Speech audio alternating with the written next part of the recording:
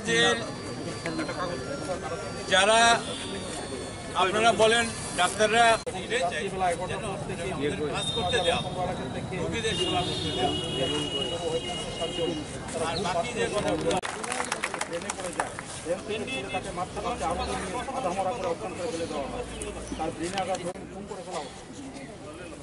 এরকম আর বেশি দিন করতে দেওয়া যায় না। আমরা চাই সেটা বন্ধ হোক। কিভাবে করলে বন্ধ হবে সেটা প্রশাসন চিন্তা করবে। আমি আপনাদের বোনরা আমরা সাথে আজকে এবং শুভাকাঙ্ক্ষী যারাই আছে, যারা এখানে আজকে রাস্তায় বইতে আমরা বাধ্য হয়েছি, এরকম ভাবে মানুষকে সাহায্য করে। আমার মনে টক শো করার টাইম, প্রেস মিট করার টাইম,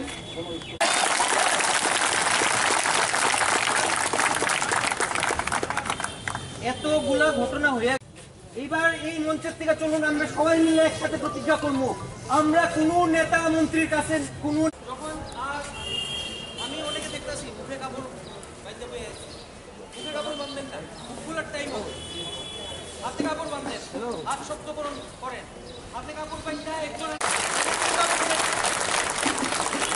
মুখে কাপড় বাঁধার দিন না, এখন মুখ খোলার টাইম।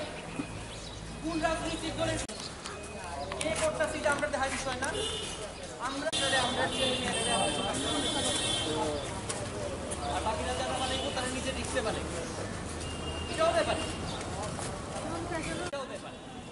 যারা পিছছে আমরা রে তারাও সংযত হবে, তারা মানুষের মতন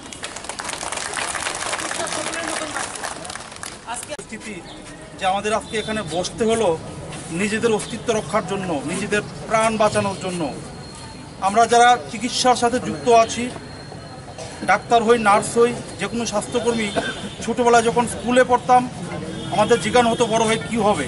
কেউ ডাক্তার, কেউ নার্স হওয়ার স্বপ্ন দেখতাম। উদ্দেশ্য একটাই, টাকা পয়সার পাশাপাশি সম্মান পাওয়া যায়, ভালোবাসা পাওয়া যায়। সেটা পেয়েছি, ভরপুর পেয়েছি। যারা চিকিৎসার সাথে যুক্ত বিভিন্ন ত্রিপুরা বিভিন্ন গ্রামে কিন্তু চাকরি করার সুবাদে সম্মান ভালোবাসা পেয়েছি। কিন্তু সমাজে কিছু নির্দিষ্ট কিছু দুষ্কৃতি বিভিন্ন জায়গায়, ত্রিপুরার বিভিন্ন জায়গায় সরকারি হাসপাতালগুলিতে গিয়ে ডাক্তার, নার্স, অন্য স্বাস্থ্যকর্মীদের উপর দিনের পর দিন যে নির্যাতন করছে, শুধু নির্যাতন যেন তো নির্যাতন নয়, সে প্রাণে মারার মতো নির্যাতন।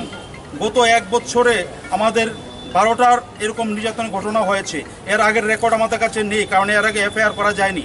গতবার 1 বছরে 12টা এফআইআর আমরা করেছি। সেই প্রথম 3 তারিখ 2018 মার্চের 3 তারিখ খোয়াই হাসপাতালে ডাক্তার অমূল্য দেববর্মা এবং ডাক্তার রাজেশ দেববর্মা ইমার্জেন্সি ডিউটিতে ছিল। তখন ইমার্জেন্সি রুগী নিয়ে আসা হয়, অ্যাম্বুলেন্স চাওয়া হয়, অ্যাম্বুলেন্স ছিল না, জিপি চলে গেছিল। সে অপরাধে তাকে ঘর থেকে দৌড়িয়ে গেট পর্যন্ত নিয়ে রাস্তায় পিটতে নিয়ে যাওয়া হয়। সেটা ভিডিও ফুটেজ সারা ত্রিপুরা মানুষ দেখেছে। আমরা এফআইআর করেছি, অ্যারেস্ট হয়েছিল, কিন্তু দুর্ভাগ্য এরপর কি হলো কিছু জানা নেই। শোনা গেছে সেটা মিউচুয়াল হয়ে গেছে, ডাক্তারের উপর লোকাল নেতৃত্ব এসে চাপ দিয়ে সেটাকে মিউচুয়াল করে নিচ্ছে। এরকম অনেকগুলি ঘটনা হয়। কিছুদিন আগে হয়েছে আমাদের শ্রীনগরে অর্জুন দেবনাথের উপর, অর্জুন দেবনাথ কালপিটের নাম, আমাদের ডাক্তার দীপক মিত্র, তাকে জুতো দিয়ে মারতে যায়। আমরা এফআইআর করেছি, আজ অব্দি অ্যারেস্ট হয়নি। ডাক্তার নয়ন দাস কোয়ার্টার থেকে মারতে গেটে নিয়ে লাঠি দিয়ে পেটা করা হয়। আমরা এফআইআর করেছি, কিন্তু কি হয়েছে কোনো খোঁজ নেই। এরকম দিনের পর দিন একটা পর একটা ঘটনা হচ্ছে। আমরা চিৎকার করছি, প্রতিবাদ জানাচ্ছি, আবার হচ্ছে, আবার চিৎকার করছি, প্রশাসনের কাছে আবদার জানাচ্ছি, কিন্তু কোনো সমাধান পাচ্ছি না। গতকালকে রাতে যে ঘটনা হলো সেটা আমাদের আত্মাকে নাড়িয়ে দিয়েছে। আমাদের পরিবার ভয় পেয়ে গেছে। আমার স্ত্রী, আমার মা, আমার মেয়ে ভয় পাচ্ছে আমাকে হাসপাতালে পাঠাতে। ডাক্তার দীপঙ্কর দেববর্মার মতো এরকম শান্ত, ভদ্র, নম্র, সিনসিয়ার ডাক্তার দীপঙ্কর দেবনাথ যারা চিনে তারা জানে সে কীরকম ছেলে। গতকালকে ডিউটিতে ছিল, বিকালবেলা প্রসূতি মা আসে, তার প্রসবের সমস্যা হচ্ছিল, সে আসে, এইচওডি আসে, 2জন এমবিবিএস ডাক্তার ছিল। সারাক্ষণ চেষ্টা করার পর তার কার্ডিয়াক কোনো প্রবলেমের কারণে 11টার সময় মারা যায়। রোগীর আত্মীয়স্বজন যারা ছিল তাদেরকে বলা হয়, তারা দেখেছে ডাক্তারবাবুরা কী পরিশ্রম করেছে, কী চেষ্টা করেছে। তারা বললে যে ঠিক আছে ডাক্তারবাবু, যা করার তখন পোস্টমর্টম করার জন্য সিদ্ধান্ত করা হয়। তদন্ত ঠিক ছিল, কোনো সমস্যাই ছিল না। তখন রাত্রিবেলা বিভিন্ন জায়গা থেকে রোগীর আত্মীয়স্বজন, শোনা যায় লঙ্কামোড়া এলাকা থেকে 50-60 জন রাত্রে জড়ো হয় এখানে। হয়ে তারা সিদ্ধান্ত নেয় যে ডাক্তারবাবু কেন রুগীকে বাঁচাতে পারেনি, তারা শাস্তি দেবে। ভোর 5টার সময় ঘটনা, 11টার সময় ভোর 5টার সময় তারা একত্রিত হয়ে ডাক্তার দীপঙ্কর দেবনাথকে ঘর থেকে টেনে হিসেবে বের করে লাঠি দিয়ে ইট দিয়ে মারতে মারতে এখান থেকে সিটি সেন্টার সামনে নিয়ে যায়। সিটি সেন্টার সে ড্রেনে পড়ে যায়, ড্রেনে পিটতে তাকে সেখান থেকে তোলা হয়। তারপর মারতে মারতে আরও নিয়ে যায়। যখন আধমরা হয়ে যায়, স্যার গান থাকে না, তখন রাস্তায় পড়ে থাকে, সবাই চলে যায়। তার পেছন আইজিএমের কর্তব্যরত সিস্টাররা ছিল, তারা চিৎকার করতে করতে গিয়ে তাকে উঠিয়ে নিয়ে আসে, তাকে হাসপাতালে নিয়ে যায়। তার অবস্থা বড় সংকটাপন্ন, তার ব্রেনে আঘাত হয়েছে, পা ভেঙে গিয়েছে, আইসিইউতে ভর্তি আছে। সে মারা যেতে পারত গতকালকে। আমাদের এমন অবস্থা হয়েছে যে আমাদের পথে বসা ছাড়া দ্বিতীয় কোনো রাস্তা নেই। আমরা চাই এ প্রবণতা বন্ধ হোক। আমরা ডাক্তার মানুষ বাঁচানোর জন্য পড়াশোনা করেছি, আমরা একদম হাইয়েস্ট লেভেল যে চেষ্টা করি, যে কোনো যার মানবিক মূল্যবোধ আছে, যে একদম পাগল না হলে কেউ রুগী মারবে না। রাস্তার কুকুরকে কেউ মারতেছে না, আমরা কেন রুগী মারবো? কিন্তু দেখা যায় একটা রুগী হাসপাতালে মরলেই প্রথমেই ব্লেম আসে, ডাক্তার মেরে ফেলেছে, সিস্টেম মেরে ফেলেছে, ভুল করে ফেলেছে, কোনো তদন্ত ছাড়াই। আমরা চাই তদন্ত হোক। ডাক্তার ভুল করতে পারে, নার্স ভুল করতে পারে, শিক্ষক ভুল করতে পারে, পুলিশ ভুল করতে পারে, লয়ার ভুল করতে পারে, সমাজের প্রত্যেকটা মানুষ ভুল করতে পারে। মানুষ আমরা, যদি ভুল হয় তদন্ত করে তার যথাযোগ্য কঠোরতম শাস্তি হোক আইন অনুযায়ী। কিন্তু কারো কোনো অধিকার নেই যে ডাক্তারকে হাসপাতালে হাত তুলবে, জুতো দিয়ে মারতে যাবে, লাঠি বেটা করবে। সামান্য এতটুকু অধিকার আমাদের রয়েছে বাঁচার। আমরা চাই আমাদের সেই বাঁচার অধিকারটু দেওয়া হোক। আমরা অনেকবার প্রশাসনের কাছে আবদার করেছি, আবেদন জানিয়েছি, কিন্তু আমাদের সুরক্ষা দেওয়ার ব্যাপারে প্রশাসনের কী চিন্তাভাবনা আমরা সেটা এখনও জানতে পারিনি। আমরা দিনের পর দিন নির্যাতন হচ্ছি। আমরা এই মুহূর্তে একদম শেষ পর্যায়ে পৌঁছে গেছি, দেওয়ালে পিঠ থেকে গেছে। আমরা একটা কঠোর সিদ্ধান্ত নেওয়ার জন্য এখানে বসেছি। আমরা অল ত্রিপুরা গভর্নমেন্ট ডক্টর অ্যাসোসিয়েশনের যারা এক্সিকিউটিভ মেম্বার, তারা মিলে আপাতত ঠিক করেছি যে আজকে থেকে আমরা ত্রিপুরা সমস্ত সরকারি ডাক্তারদের কাছে আবেদন জানাবো যাতে আজকে থেকে প্রত্যেকের ডিউটি আওয়ারের বাইরে প্রাইভেট প্র্যাকটিস আজকে থেকে বন্ধ করে দেয়। আমরা কোনো ভলান্টারি ওয়ার্ক আজকে থেকে করব না, কোনো হেলথ ক্যাম্প, ব্লাড ডোনেশনের ক্যাম্প আমরা আজকে থেকে বন্ধ রাখবো যতক্ষণ সমাজের মানুষ সচেতন না হয়, যতক্ষণ প্রশাসন আমাদের প্রতি নজর না দেয়, আমাদের সুরক্ষা করার জন্য যতক্ষণ প্রশাসন এগিয়ে না আসে। আমরা প্রশাসনের কাছে অনেকবার গিয়েছি, অনেকবার আবদার রেখেছি, টক শো করেছি, সাংবাদিক সম্মেলন করেছি, সোশ্যাল মিডিয়াতে ঝড় তুলেছি, কিছুই হয়নি। প্রশাসন আসুক এগিয়ে। যারা সমাজের নেতৃস্থানীয় রয়েছে, সেই বিরোধী দলের হোক, প্রশাসক দলের হোক, নেতা মন্ত্রী, তারা জনসভায় অনেক মানুষকে পথ দেখায়, দিশা দেখায়। আমরা চাই ওনারা বলুক মানুষকে যে ডাক্তারকে মারলে সমাজের কী ক্ষতি। আজকে যারা জয়েন্ট এন্ট্রান্সে ভালো ফল করছে, মেধাবী ছাত্রছাত্রীরা, তারা কেউ ডাক্তার হতে চাচ্ছে না।